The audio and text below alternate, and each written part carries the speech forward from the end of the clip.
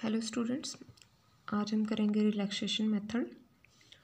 Iterative method का ही part है, ये लास्ट मेथड है आपके सेक्शन का।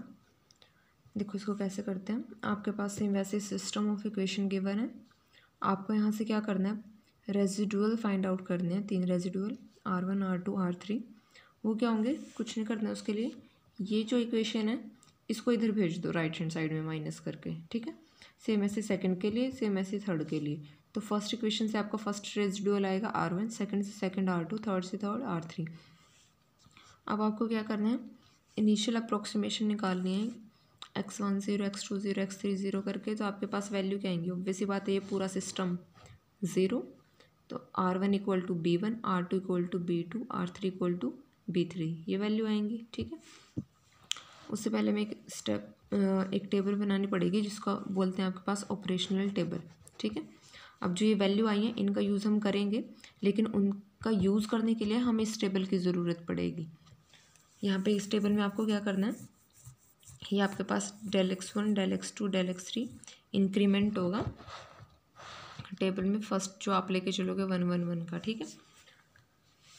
ये आपके पास चेंज है रेजिड्यू में, वो क्या होगा, minus of A11 minus A12 minus A13, यानी कि इसके जो कोफिशिएंट हैं उनको कॉलम फॉर्म में लिखा है, ठीक है। यहाँ से सेकंड वाली से इनके भी कोफिशिएंट को कॉलम फॉर्म में, सेम ऐसे इनके कोफिशिएंट को कॉलम फॉर्म में, ठीक है। R3 आएगा ये। अब आपको देखो करना क्या है, ये जो आपके पास वैल्यू आई है R1 R2 R3 की, इसमें से आपको लार्जेस्ट उठानी है, ठीक है। उसको करना है मिनिमाइज़ करेंगे कैसे, वो इस ऑपरेशनल टेबल की हेल्प से करेंगे, ठीक है। वो अभी मैं आपको एग्जांपल में बताऊंगी अच्छे से। अभी सिर्फ प्रोसीजर समझ लो। R3 को या फिर R2 R1 इन तीनों में जो भी बड़ा होगा उसकी वैल्यू को मिनिमम पॉजिटिव वैल्यू तक लेके जाएंगे, जहाँ तक हम लेके जा सकते हैं इस ऑपरेशनल टेबल की हेल्प से, ठीक है। और वो ऑपरेशन उस पूरी रो पे अप्लाई होगा, ठीक है। उसके बाद सेम ऐसी जो आपके पास वापस से दूसरी वैल्यू आएंगी R1 R2 R3 की, ठीक है। तो फिर वहाँ पे भी सेम मैक्सिमम उठाना इन तीनों में से, फिर ऑपरेशन लगाना, ठीक है। इस टाइप से आपको करते जाना है और मिनिमम वैल्यू तक लेके जाना है इनको। और इससे पहले हम क्वेश्चन करें, एक रिमार्क और देख लो जिसमें है कि आपके पास जो रिलैक्सेशन मेथड है वो जनरली कब यूज़ होता है, जब आपके पास फर्स्ट वाले इक्वेशन में फर्स्ट कोफिशिएंट बाकी दोनों कोफिशिएंट के सम से बड़ा हो, सेकंड वाली में सेकंड एलिमेंट दोनों के कोफिशिएंट से बड़ा हो, थर्ड वाली में थर्ड वाला कोफिशिएंट बाकी दोनों के कोफिशिएंट से बड़ा हो। और ये ध्यान रखना मोड वैल्यू ली गई है, ठीक है। अब यहाँ पे देखो रिलैक्सेशन मेथड यूज़ करना है, वही चेक कर सकते हो आप। इसमें पहले वाला जो कोफिशिएंट है बाकी दोनों के सम से बड़ा, इसमें सेकंड वाला और इसमें थर्ड वाला। तो हमने यहाँ से रेजिडुअल बना लिए, ठीक है। इस टाइप से क्वेश्चन आएंगी। यहाँ से ऑपरेशनल टेबल आप इजीली बना सकते हो। ये वैल्यू फिक्स, ये फिक्स, यहाँ पे ये वाली वैल्यू रख दी है, ठीक है, कॉलम फॉर्म में। अब क्या करना है आपको, जब आप इसमें इनिशियल अप्रोक्सीमेशन डाल लोगे x1 x2 x3 0 को, तो आपके पास R1 क्या आएगा 31, R2 क्या आएगा 24, R3 क्या आएगा 58। वो वैल्यू हमने बना ली है, ठीक है। अब हम रिलैक्सेशन टेबल बनाते हैं। ये हमारी ऑपरेशन टेबल थी, अब रिलैक्सेशन टेबल बनाते हैं। रिलैक्सेशन टेबल कैसे बनेगी, उसके लिए सबसे पहले आपको वही प्रोसीजर फॉलो करना पड़ेगा। अब तीनों वैल्यू आ चुका है, इनको यहाँ पे लिख लो, ठीक है। तीनों में बड़ा देखो कौन सा है, बड़ा कौन सा है 58, ठीक है। अब 58 किसका रेजिडुअल है, थर्ड नंबर वाली का। तो आप क्या करोगे, थर्ड रो का यूज़ करोगे। डेल x3 के सामने थर्ड रो ये बन रही है, तो आपको इस रो का यूज़ करना है और इसको मिनिमाइज करना है, ठीक है। और ध्यान रखना, अब ये जो हमने कोफिशिएंट लिखे ये भी एज अ रो फॉर्म में वर्क करेंगे, ठीक है। यानी कि जो ऑपरेशन हम यहाँ पे लगाएंगे इसको मिनिमाइज करने के लिए वो इन तीनों पे एप्लीकेबल होगा। अब सबसे पहले क्या करना है, मिनिमाइज करने के लिए अब देखो यहाँ पे थर्ड नंबर पे क्या है -10 है। अब -10 के साथ किसको मल्टीप्लाई करके ऐड करेंगे मिनिमम हो जाए, 5 को करते हैं।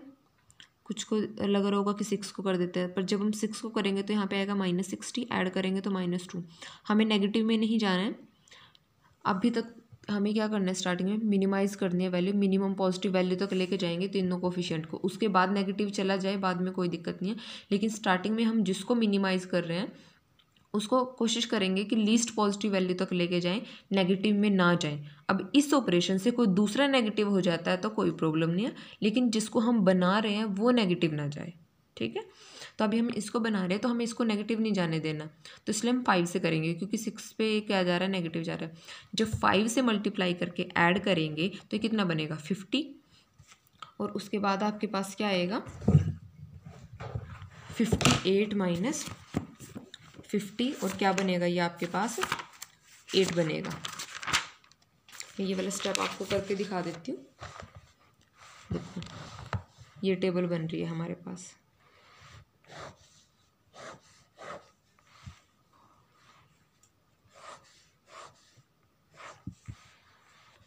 -12, -2, -3, -1, -8, -4, 1। ये थी हमारे पास जो R1, R2, R3 की वैल्यू आई थी, वो वैल्यू क्या आई है हमारे पास, 31, 24 एंड नेक्स्ट क्या थी, 58, ठीक है। अब बड़ी वैल्यू है ये वाली हमारे पास, ठीक है। इसको 5 से किया, इधर ऐड करो, कितना बनेगा, 50, यहाँ पे 5 से मल्टीप्लाई करो, पूरी को 5 से करना है, अब इधर ऐड कर दो 29, यहाँ 5 से करो, यहाँ पे कितना बचेगा, 26, ठीक है। अब हो गया इस वाला स्टेप हमारा। अब देखो नेक्स्ट, सॉरी यहाँ पे 8 आएगा, 8। अब देखो नेक्स्ट वाली में कौन सा बड़ा है, 29 बड़ा है। ये कौन सी पोजीशन पे है, सेकंड पे, तो किसका यूज़ करेंगे, सेकंड रो का, ठीक है। सेकंड रो का यूज़ करो और इसको करो मिनिमाइज। अब देखो किससे मल्टीप्लाई करें, 3 से करें या 4 से करें, 3 से करना पड़ेगा तभी आएगा, वरना 32 तो इसको नेगेटिव दे देगा। अब इसको करो मल्टीप्लाई बाय 3 और यहाँ पे ऐड करो। नेक्स्ट स्टेप में क्या आएगा, इधर अब कंप्लीट को करना है सेम, इधर क्या बनेगा, -12, 8 - 12 -4। अब इसके साथ हम कुछ नहीं कर रहे हैं तो नेगेटिव में आ गया, कोई प्रॉब्लम नहीं है। इधर कितना बनेगा, 5, इधर कितना बनेगा, 23 बनेगा, ठीक है। अब इन तीनों में देखो कौन सा बड़ा है, ये वाला बड़ा है। कौन सी पोजीशन पे है, फर्स्ट पोजीशन पे, तो फर्स्ट रो की हेल्प लो, ठीक है।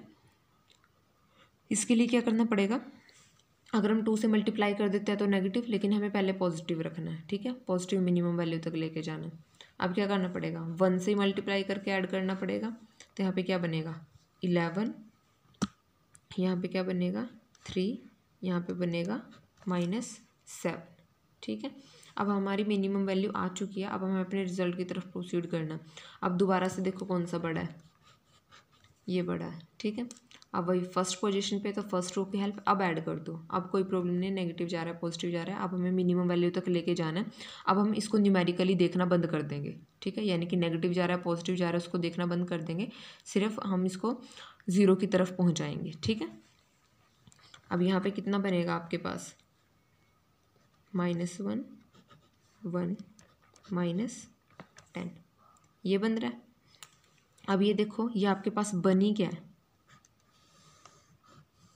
इस रो को और थर्ड रो को मैच करो, -1, -1, 1, 1, -10, -10, तीनों सेम आ चुकी हैं। अब क्या करो, अगर मैं इसको नाम दूँ 7 और इसको नाम दूँ 3rd, तो अब आप करो 3rd + 7, कितना बनेगा, 0, 0, 0, यानी कि क्या करो, इसको -1 से मल्टीप्लाई करके यहाँ पे ऐड कर दो, ठीक है, थर्ड वाली को 0 करना है हमने। तो यहाँ से आपके पास R1 भी क्या आया, 0, R2 भी क्या आया, 0, और R3 भी क्या आया, 0। और आपको हर क्वेश्चन में 0 तक ही पहुँचना है, लेकिन आप स्टार्टिंग में ये मत सोच के चलना कि अगर हम स्टार्टिंग में ही नेगेटिव ले लें। इस चीज़ का ध्यान रखना है कि आपने स्टार्टिंग में मिनिमम पॉजिटिव वैल्यू तक आना है, उसके बाद आपको, चाहे आप नेगेटिव में भी जा रहे हो, ऑपरेशन लगा के आप बड़ा नंबर देखना न्यूमेरिकली कौन सा है, ठीक है, उसको उठाना। ध्यान रखना नेगेटिव पॉजिटिव के अकॉर्डिंग मत चलना, न्यूमेरिकली देखना मोड लगा के कौन सा बड़ा है, ठीक है। उसके बाद वैसे ही ऑपरेशन लगा के प्रोसीड करते रहना, चाहे बाद में नेगेटिव वैल्यू भी बने। और एंड में हर क्वेश्चन में आप ऐसी ही स्टेज पे पहुंचोगे जहाँ पे आपकी कोई 2 रो इक्वल बन रही होगी, यानी कि जो लास्ट में रो आई होगी वो ऊपर वाली किसी ना किसी 3 रो से मैच कर रही होगी, ठीक है। तो वहाँ पे आप -1 से मल्टीप्लाई करके, 1 से मल्टीप्लाई करके, ऐड सब्ट्रैक्ट करके जैसे भी बनेगा उसको 0 कर देना तीनों रेजिडुअल को, ठीक है। मेन काम हमारा यहाँ तक ख़त्म हो गया। अब देखो क्या करना है, आप पहुँच चुके हो यहाँ तक R1 0, R2 0, R3 0। अब आपको क्या करना है, ये वही लिखा है टेबल की फॉर्म में जो हमने बनाया है, आप मैच कर सकते हो, आप इसमें कुछ भी रटने की ज़रूरत नहीं है। ये सेम यही टेबल बन रही है, लास्ट वाला कॉलम मैच कर लो। 58 8 -4 -7 -10 0, यही बनी हुई आ रही है, ठीक है। ये 24 29 5 3 1 0, ये यही टेबल बन रही है जो हमने अभी कैलकुलेट करते हुए बनाई थी। अब इसमें ये जो डार्क है ये वो नंबर है जो हमने मैक्सिमम नंबर उठाए थे, ठीक है। अब क्या करो, अब हम इसमें क्या करना है, सम ऑफ इंक्रीमेंट करना है। ये यहाँ पे जो लिखा हुआ है ये वो लिखा हुआ है हमने जिस रो का यूज़ करके और जितने का इंक्रीमेंट किया था। फर्स्ट के लिए सबसे पहले जब 58 बड़ा था तो हमने थर्ड रो में क्या किया था, 5 का किया था मल्टीप्लाई करके, तो del x 3 5। उसके बाद सेकंड वाला बड़ा आ गया था, उसके बाद हमने क्या किया था, सेकंड को 3 से मल्टीप्लाई किया था। तो इस टाइप से आप ये लिख लोगे। अब यहाँ से देखो कितना इंक्रीमेंट हुआ है, x1 में del x1 2 बार आया, चेक कर लो, 1 1, और कितने का इंक्रीमेंट हुआ है, 1 1 का, तो टोटल कितना इंक्रीमेंट हुआ, 2। ऐसे सेकंड में देखो सिर्फ एक बार हुआ है 3 का, थर्ड वाली में 2 बार हुआ है, एक बार 5 एक बार -1, तो 5 -1 4। और यही आपके पास क्या, आपके x1 x2 x3 की वैल्यू है 2 3 4, ठीक है। लास्ट वाले में यहाँ पे देखो इन्होंने -10 को लिया हुआ है, जो अभी मैंने लास्ट टाइम में बताया था कि थर्ड रो से रिजेंबल कर रहा है तो आप -1 से करके कर दो, ठीक है। तो ये इन्होंने वही न्यूमेरिकली लार्जेस्ट वैल्यू उठाई है -10। यहाँ से अगर हम माइनस को हटा के तीनों को चेक करें क्या वैल्यू है, 1 1 10, तो तीनों में बड़ी कौन सी बनेगी, 10 बनेगी, ठीक है। तो इस अकॉर्डिंग आपको एक टेबल बनानी है और ऐसे इंक्रीमेंट वाले को ऐड करके वैल्यू निकाल लेनी है, ठीक है।